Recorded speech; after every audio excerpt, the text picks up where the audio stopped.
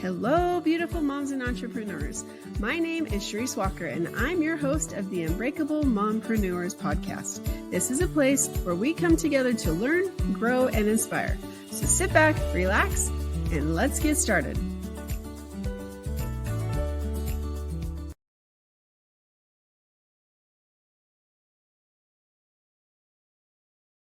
Hello, Unbreakable Mompreneurs. My name is Charisse Walker, your host, and today I am super excited. Not that I'm not every other time, but Chaya Garcia is in the house, and she is doing exactly what I wrote this book for. It's all about saving marriages and starting with yourself first, because if you can't start with yourself and heal yourself and know who you are, then how in the heck are you going to find a partner? Like, it's just not going to work. And so excited to talk with you. So without further ado, why don't you introduce yourself to our listeners? Well, thank you so much, Charisse, for having me on. Such a pleasure and such a powerful topic. So, hey guys, I'm Chaya Garcia, relationship expert. For the past 20 years, I've studied only one thing: how do relationships, some of them totally work and the majority of them totally fall apart.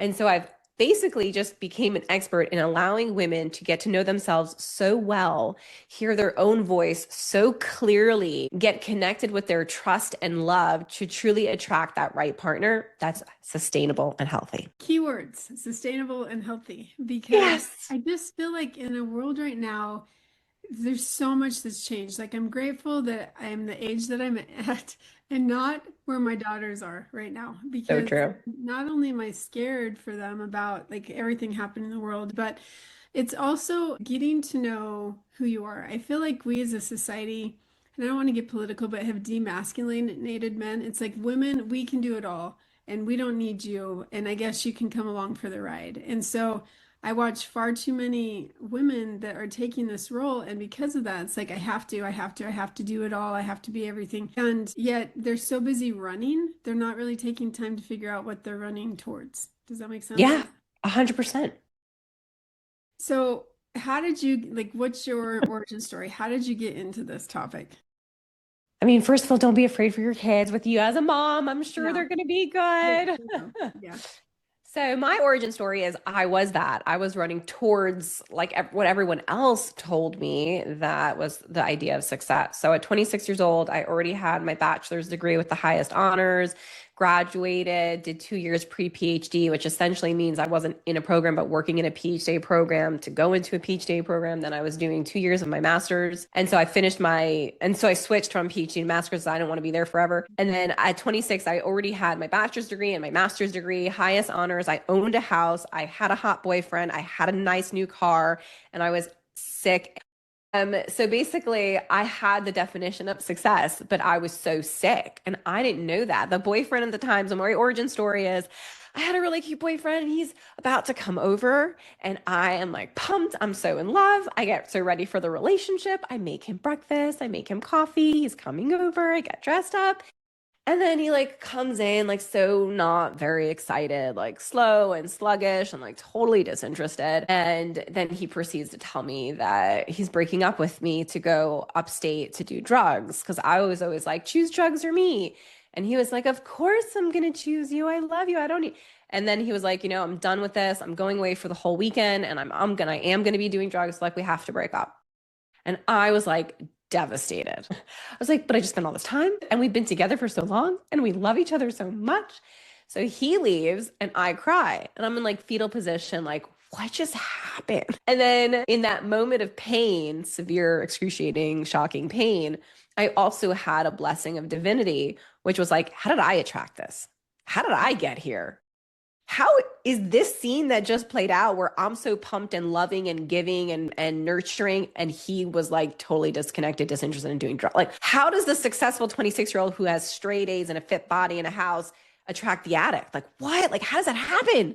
So after that, I basically got into the 12-step program and I became the same student in school, straight A's, but in life. And I was like, I need to know everything about relationships, why they don't work out, and how two people are attracted to each other. I love that because I too was in a fetal position after my now ex-husband drove away with my kids for the first time for the weekend, which was a very rare occurrence, I must say. And I realized that I was no longer a wife and that this is now my life and what the heck. And I tried for 15 years to make that marriage work. And to the point that I had been diagnosed with MS, because you talk about being sick, like the stress and everything. I was working full time, he wasn't working. And it was really hard. And I think that it's easy to get back into that. Like I was in the single scene for a long time. Well, not a long time, but for a time. I loved it. It was like the most fun I'd ever had in my life. And you gotta understand, like I've never drank alcohol, never done drugs, like none of that. So when they say fun, fun was I could go do what I wanted without feeling like I had to ask permission or feeling like I was like had this ball and chain attached to me. It was just hard. And this person, like my ex, he's a great guy, you know, he's a nice guy, not for me, right? And so then you find yourself dating these other people. And the first person I'm attracted to, I was like the 20-year younger version of the ex-husband. And I'm like, wait a second, what is going on? Why am I back to this? I'm raising another child. Like I'm not doing this again. And he was my age. He just was maturity level. And so that's the part is what is it about we as women that we tend to, not all, but a lot of women I watch, they attract this project. Why? Well, it's really like, let's talk about shapes and puzzles. It's really like we have a wound in a specific shape. And let's say this is all unconscious. So we have a wound in a specific shape and we just go out and like our inner child knows the shape and she's the one making decisions. And then she finds and she looks at all the guys. Let's say they all are the same. Let's say they all look alike for this example. They're all the same hotness and they all look identical. But she's like, which one is the shape that's going to fit my void? And she's like, well, John doesn't do this. Oh, Josh fits my void. And then you guys, and it's literally subconscious attraction, which is why this is why it tripped me out.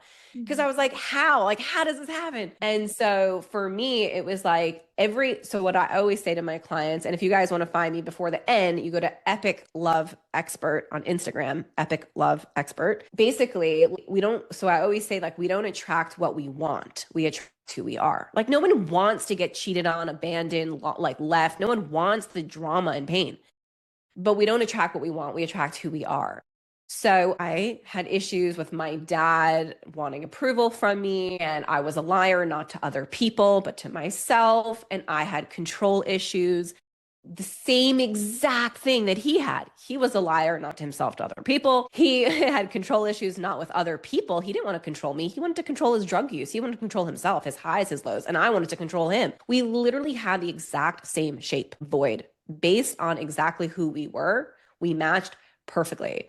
So a woman who has a father who beat the mom and was an alcoholic, she goes out with her little beautiful inner child and says, I need to find a man who's just like my dad. And if I can get him to love me and for us to work, my whole childhood will just be okay. It's just going to be okay. And she goes out with this void that has like a powerful voice and screams her in the direction of these same men that remind her of her void because she has a need to repair. And until you're educated, like with your book, my work, our work, until you're educated, the inner child doesn't know any different. And it's like, no, you can repair it, but it's not from him, it's from you. Amen on that one. Yeah. And that's like the codependency part. I have some daughters that are like there's a huge range from 22 and 25, and then I have a 10 and a 12, right? So I'm like, okay, we got to get this right. Same man, same husband? No. Again, first husband, second husband. Got it. And it's interesting because I watch one of my daughters, they continue to attract this type. And I'm just like, what is it? Like, why? And she doesn't see it because they might look different. This one might be red hair. This one might be dark hair. This one might be Hispanic. This one might be African American, you know, like whatever. But it's the same type. And that shows you that we're all the same. Like, you know, it doesn't matter your skin color, it doesn't matter anything. It is, there's a type, and I'm like, do you realize this is who you keep attracting? She's like, no, mom. I'm like, no, it is. Stop it. And so, how do you get people to understand and recognize where the deficiencies are or where the voids are so that they can then fix it and change their puzzle piece? So first they have to want it, right? We have to start with the basics. They have to want it. So they have to come to me and say, hey, I could really use some help and I'm ready to pay for it. A lot of time people want help and they don't want to invest either their money or their time and energy, right? Money is just energy. So first they have to come to that on their own. Like, I actually am done in pain. It's kind of like addiction. You can't really change an addict until they decide they want to stop using drugs, right? So first the codependent or the woman or anyone has to say, hey, Chaya, or hey, like, I really am done with the pain. And like, I've done it my way. It's not working. And I'm ready to use my resources, my time, my money, my energy, and actually put them in me. That's step one. Step two is I say, okay, what has all of the relationships in the past been like? And what's the number one reason you broke up with X, Y, and Z, right? So they're like, Josh, John, whatever. And they're like, well, he broke up because of this and we broke up because, right? And if you go through the list, craziest story, like what you were saying, is you almost always break up for the same reasons. He was doing drugs, or he cheated on me, or he, right? Same reasons, different guy. And then you go, that's you. That's your problem. You're an liar or you're cheating on yourself. What do you mean I'm cheating on myself? Well, every time you feel that you need to protect yourself, you run. Yeah, it's true. And so you literally break it down to them to show them who they are, because it's not about the men and what the men did, but he was this, he did that, he stole. No. You attracted him. You matched him. Universally, out of all the men, y'all came together. So you create the list, you show them their pattern, and then that's their pattern. And then you work on learning how to forgive. A big part of not attracting the same is when you realize that they're good people and you're a good person and you are lovable. And when you learn that you are effed up, but also 100% lovable, and you can love yourself and deserve good, healthy love, you'll stop allowing yourself to settle for someone who gives you highs and lows because you now want consistent stability. And I can see, I think one reason that the same daughter keeps doing that is she's afraid of commitment. She's afraid of being happy. She's afraid of a relationship because it didn't work for her parents. And because of that, like I've watched, she chooses these guys that she knows it's not going to work out because it's safe, right? And I'm like, you're wasting so much time. But it is. So here's my question for you. Say that you're in a relationship, right? Yeah. And you, like you talked about, things are going well or they're not going well. At what point do you decide, you know what, this isn't working for us and I'm just going to walk away? Like, yeah. Yeah. So one thing is that your daughter's not afraid of commitment. She's afraid to be loved, just to be Right. really clear with you. She's not afraid of commitment. She's afraid of vulnerability Yes. and love and being loved. And there's a part of her that feels like if somebody really knew me, if somebody really knew all the stuff I've gone through, all the stuff that happened to me, all the weird stuff I've thought about, they probably wouldn't love me. And so I have to keep them at a safe distance so that I don't ever get hurt because I don't believe I'm truly lovable. So if you go to your daughter and you just remind her how lovable she is, how everyone is screwed up and everyone has traumas, but it doesn't mean that they need someone who's also traumatized. Like so many people think, I'm screwed up. I need someone else who's screwed up. It's like, no. If you're screwed up, that's great. So is everyone else. Work on your stuff so you feel so healthy and whole, and then attract someone who's also had a lot of stuff, but is now healthy and whole. And that's not a defining factor of their identity. And then in your second question, when look, it's different when you have kids, I want to start off with, but I really think that if the relationship is not working, it's not working. And if you're trying to make it work, it's like the biggest sign that it's not working. Relationships that are healthy have flow, have healthy communication, have consistent safety spaces. There's not like constant triggers or fighting or arguing or therapy sessions. Anytime a couple in the beginning of their dating process or it's like, oh, we just need to go to couples therapy. I'm like, you guys are dating, like, or in like, if you need therapy now and you're not like a year into your marriage, like get out, like just get out. I think a lot of times we make relationships work when they're not working because we're afraid of losing the person by default of so much time elapsing that we've lost our identity instead of the I in the us. And we think we're going to lose a part of ourselves if we lose that person. But it's just not true. It's just not true. A lot of times we have to leave relationships even through the pain. And I think that sometimes, because there's some statistics, 68% of marriages fail is the statistic. I'm sure, I'm curious, it's been a couple months since I looked at that, but there's two reasons, I think. First of all, they never healed from the first one. They made the same mistake or a similar mistake. Second is they learned this isn't working for me, so I know how to get out. I've done it before, I can do it again. And so it's like, it's very interesting to watch that second marriage and kind of what happens because of it. But the same, totally agree with you. Just because you've invested time does not mean you need to give it more time. I look at it as you're wasting time. When you know that it's not right, you need to move on. And Yeah. it's a huge disservice to both of you. And get yourself with enough support, like find an Naranon or an Al-Anon free support group and get, whatever religion you are, whatever God you believe in, get close to God, who's a loving, good God. Develop enough faith, go to your faithful places of connection, go to support systems. You can't do it alone. You cannot leave unhealthy relationships alone. They're just too addictive and they're too frightening to leave. So if you're going to leave it, just remember you can't do it alone. You're not meant to do it alone. Develop enough faith that you're deserving of a better life. And then surround yourself with people who will keep celebrating you and giving you hope when it's a hard struggle to leave, and stay away. And one other thing I want to mention, because you said to go back that I didn't touch on earlier, is that you have to realize you want to change and you have to be willing to pay for it. Okay, people listening, if you want Yes. and you're planning to get married, how much money are you willing to spend on that marriage? Wedding. How much money are you willing to spend on the wedding?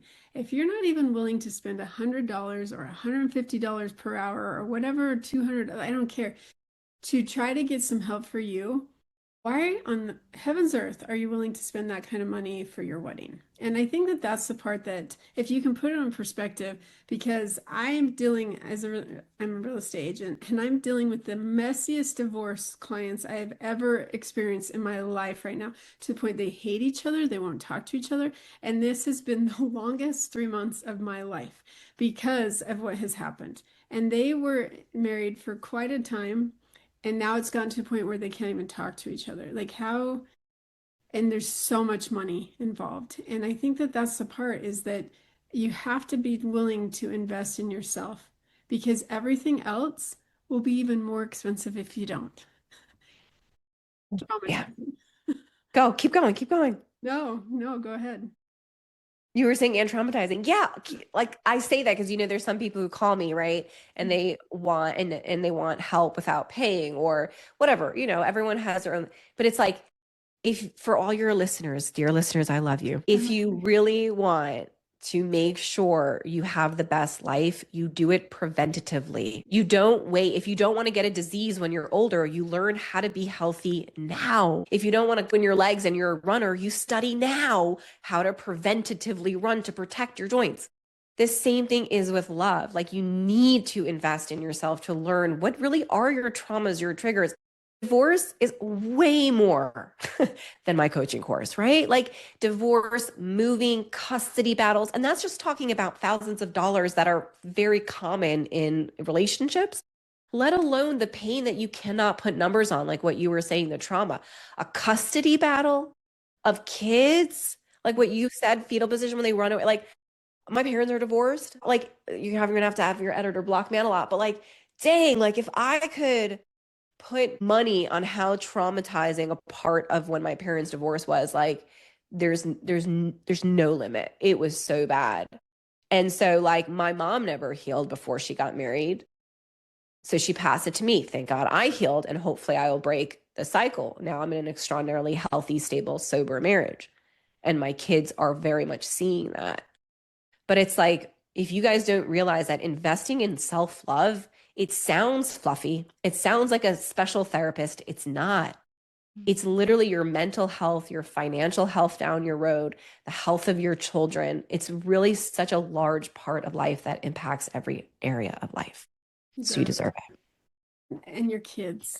Like that's the Yeah. hardest part for me is my four children that had to witness that and go through it. And if you make a mistake in choosing another person when you weren't ready or healed, and then you have those kids as well. It's this trickle down that it was really hard, and it's devastating for so many, right? So let's not be depressed anymore about those topics. I want to talk about, you said you're happily married now and you have strong success. So it's possible. It's possible to have a healthy marriage and a happy marriage. Yeah, I mean, it's not common. So most people think that they have to fight for love. We're fighting for love. I'm like, dude, if you're fighting, get out. You don't fight for love. Love is a natural extension and progression of safety.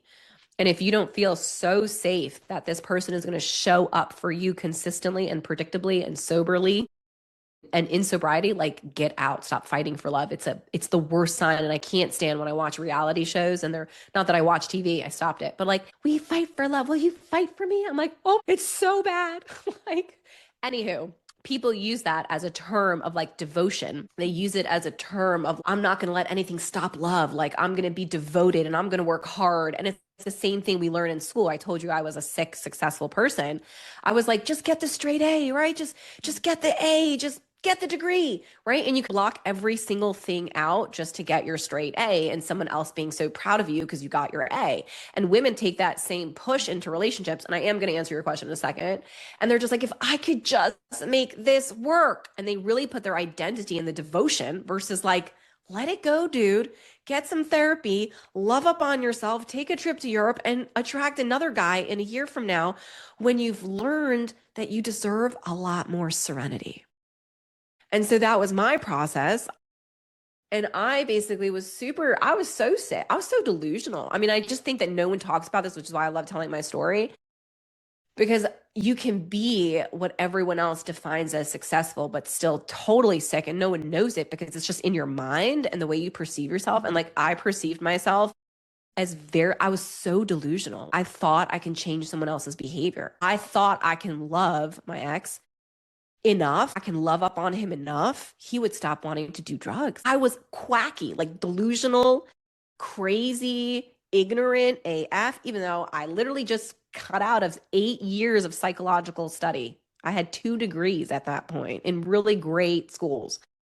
And no one teaches you about delusion, control, self love, addiction, codependency. I mean, you learn about it in abnormal psych, some of the crazy stuff like borderline, but none of the real stuff that happens like day to day with everyone. So, my stable, happy marriage is because I learned how to stop lying. And I still have to work on it. I still lie to myself. I can't do this. I'm not in the mood, right? It's a lie. I could probably do it. I could probably get out of my mood. But my lies now are less dangerous than they were before, where I really thought I had a lot of power over people. And if I can just love harder or inspire harder, then I can make it work.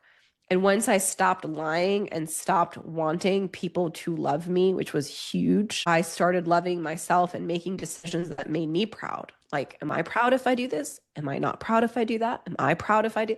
And I really re-entered back to myself. It's like there's a word in Hebrew called teshuvah where you return. And it's like I really just returned back to myself of like, who am I? How am I hurting myself? Because so much of my hurt, I thought I was doing the right thing. I was healing myself by drinking the beer, by drinking an extra cup of coffee, by going to the guy, but like I wasn't helping. I was hurting.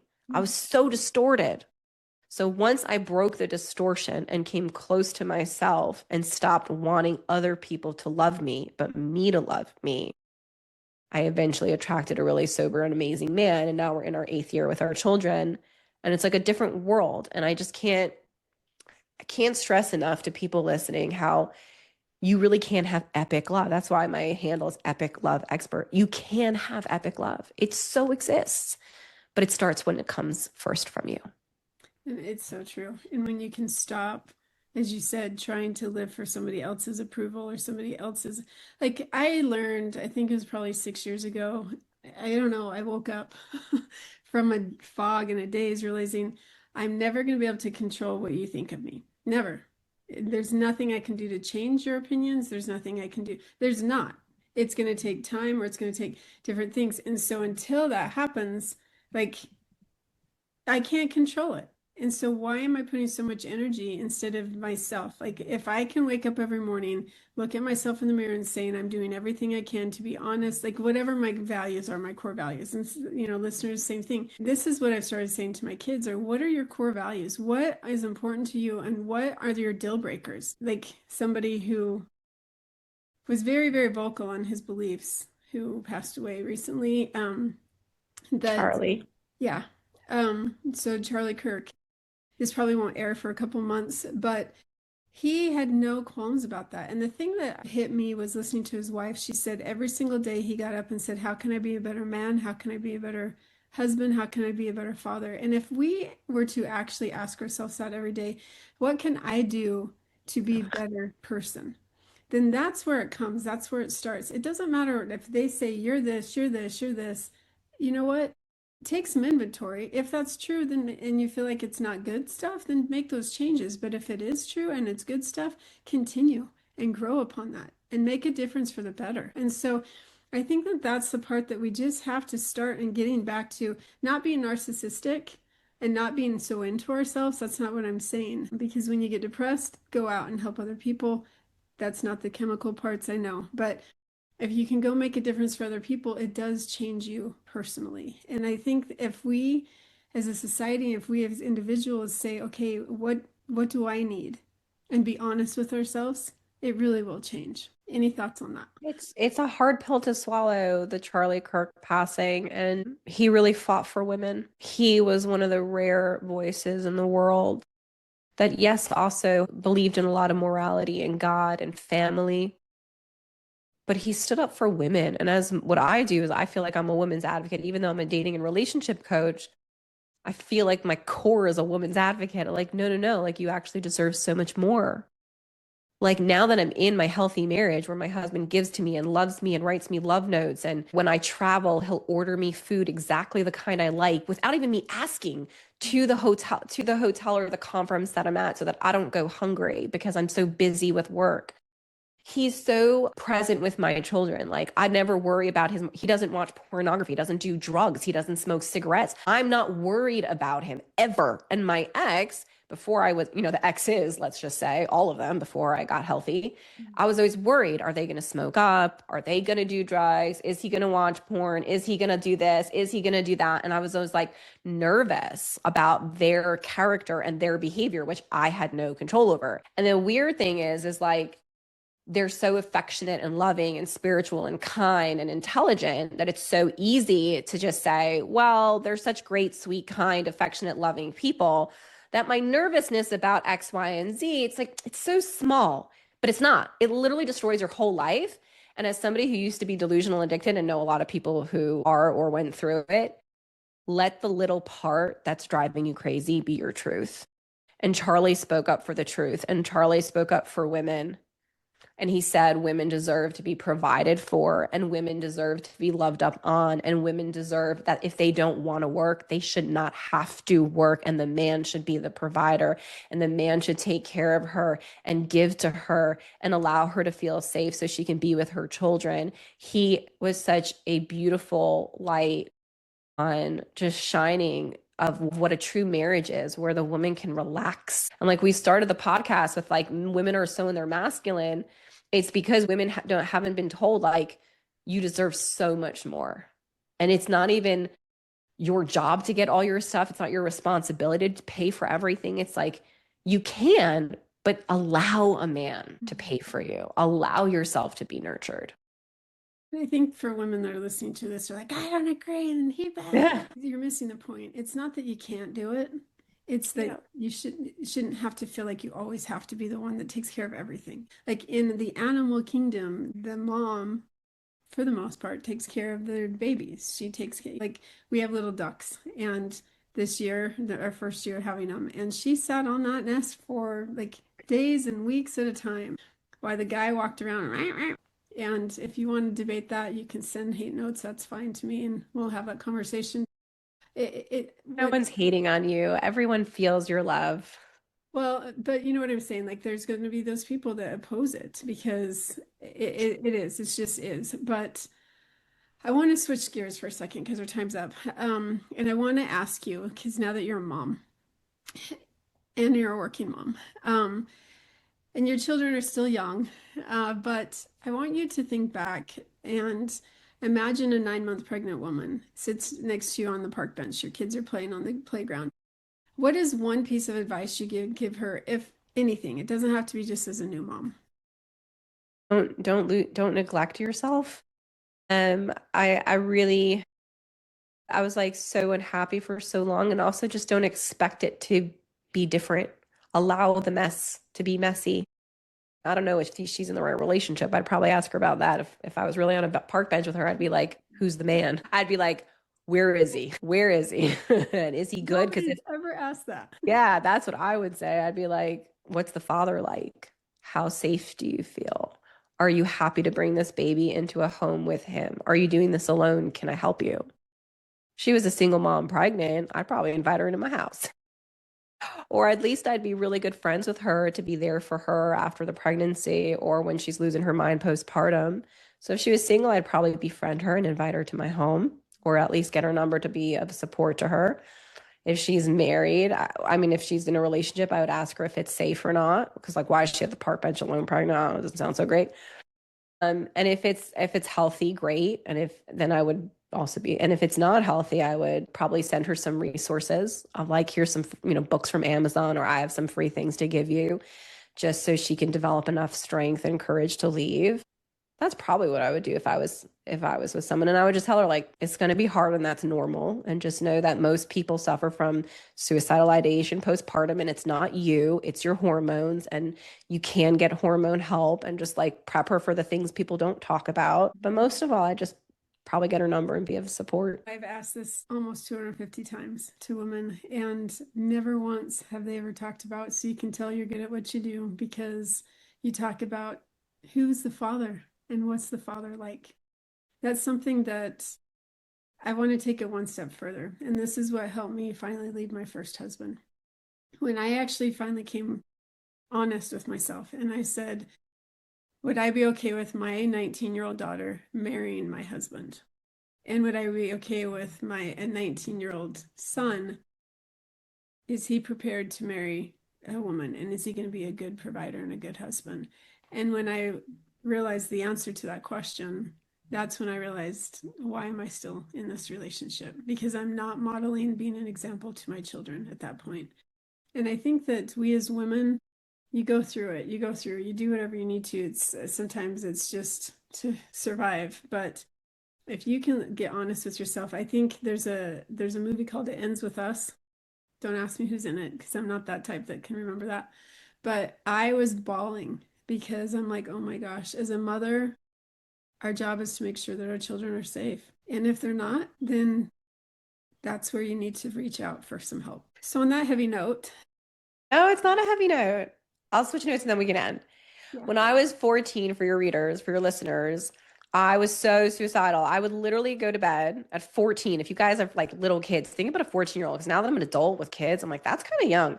I would literally write suicide notes in my head every single night before I would go to bed. I had such bad anxiety. My journals, because I've always journaled, were filled with like, I want to die. My parents had split. My mom was doing crazy stuff. So much insanity, right? When you've grown up with two parents your whole life and then two not parents, and then crazy parents because they're also going through their own traumas and not available. And I promised that I would never kill myself, and I would never like cut myself or hurt myself, because I'm going to change and transform all my pain to never recreate what I went through for my baby girl. And so I decided to live and change and transform for my baby girl at 14. And then I like healed and dated. And I was like, wait, this isn't like what I worked so hard for. Like, this isn't what I like saved my, like, this isn't what I went through all the pain for. Like, this isn't it. And so I would leave the men for something greater than me, my baby girl. I was like, I don't want to bring her into this.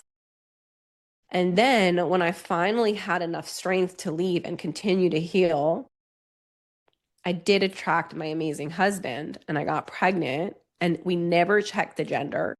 And we always knew it was a baby girl, and we named her and we checked it like her heartbeat. And of course, when she came out, she was a baby girl that I had lived for so long in my stable, healthy marriage. So for anyone who's listening, everyone is 100% effed up and 100% lovable. There's absolutely nothing that you've done or that has happened to you to ever reduce the power and magnitude of how lovable you are and how much love and good love you deserve. So use this podcast and this moment to just say, okay, I'm done with anything miserable in my life, whether it's my job or a relationship or the boss or the friend or the relative. Like you no longer are a vessel for misery, and you really can transform your life and live an epic love life. And it just starts with you choosing you now. Amen. Thank you for finishing that up. My pleasure. How would our listeners, if they're like, oh my gosh, I need to talk to somebody, I need help, this is me, I need it, how would they find you? So you can find me at my Instagram handle or my socials at Epic Love Expert. And if you are ready to actually invest in yourself, like you want to put your energy, your heart, your money, your time, your love back into you, then book a call. The first call is totally free. It's just to connect and do a free consultation. And you can go to connect with Chaya, CHAYA.com. So it's connectwithchaya.com, and it's a booking link. So you literally don't have to wait or think about what kind of message to write me or say anything. You can literally just book a call, connect with Chaya, CHAYA.com, and actually get a real person to help you right now, as soon as you hear this. I love that. And honestly, I wrote the book Flipping the Iceberg for that reason, is because we are all icebergs. We're 10% above the water, 90% below. And on the surface, we all look like everything's going fine. But I want you to know there's a lot of people around you that they're not going to ever show you what's underneath. But what you need to figure out is what's underneath you, and flip the iceberg so that you can heal yourself and figure it out. So go out and make it a great day. And thank you for listening. Beautiful moms, remember, you are unbreakable. Keep illuminating the world with your strength, pursuing your dreams, and reveling in the splendor of motherhood. This is Charisse Walker, bidding you farewell for now. Stay tuned for more empowering conversations on the next episode of the Unbreakable Mompreneurs podcast. Until then, keep shining bright. Signing off with love, Charisse Walker.